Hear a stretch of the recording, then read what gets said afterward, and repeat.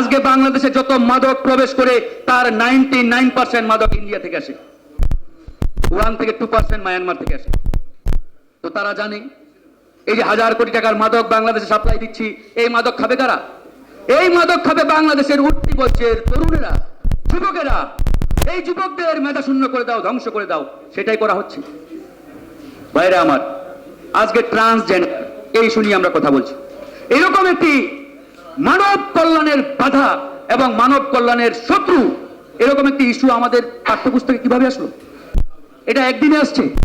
একদিনে আসে নাই। এটি তাদের সুনির্দিষ্ট পরিকল্পনার ফসল। অনেক আগে থেকেই তারা এটা সেটআপ দিয়েছে এবং আমাদের বাংলাদেশের পাঠ্যপুস্তকে পুশ করেছে, কিন্তু আমরা ধরতে পারি নাই। কিন্তু এই মুহূর্তে এরকম একটি সময়ে কেন তারা এটা সামনে ছাড়লো?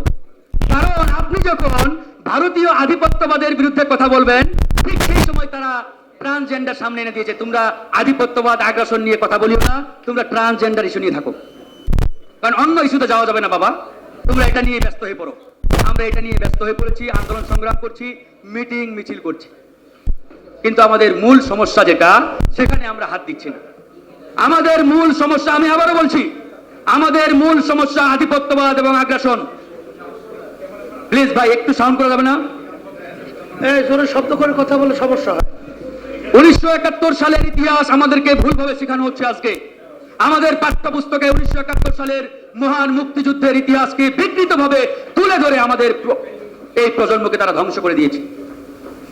আপনারাও অনেকে এটা বিশ্বাস করেন যে 1971 সালে ভারত বাংলাদেশকে স্বাধীন করার জন্য আমাদের পাশে এসে দাঁড়িয়েছিল, এই যুদ্ধে অংশগ্রহণ করেছিল। এটি যদি কেউ বিশ্বাস করেন, আমি বলবো এটি মাথা থেকে ঝেড়ে ফেলুন। এটি পুরোপুরি সত্য নয়, এটি আংশিক সত্য। আসল সত্য, পুরোপুরি সত্য হচ্ছে ভারত পাকিস্তানকে দুর্বল করার জন্য, পাকিস্তানকে ডিভাইডেড করার জন্য, ভাঙার জন্য বাংলাদেশের পাশে এসে দাঁড়িয়েছিল। এটাই আসল সত্য।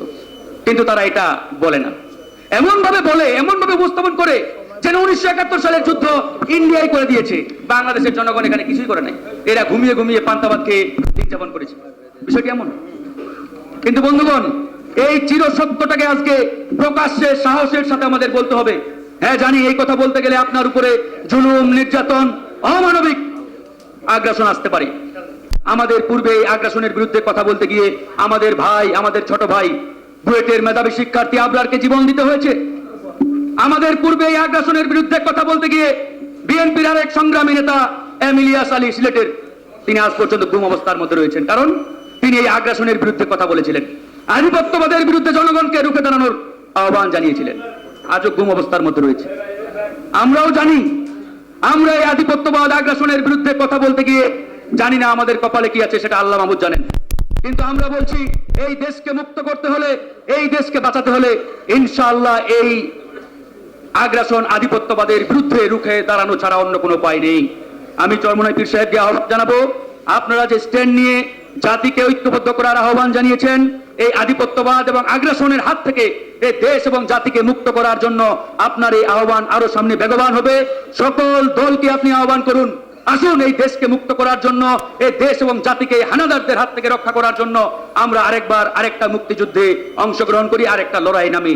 আমি বিশ্বাস করি জাতি ঐক্যবদ্ধ হয়ে আপনার পিছনে আসবে, আপনাদের সাথে থেকে লড়াই করে এই দেশ এবং জাতিকে মুক্ত করবে ইনশাআল্লাহ।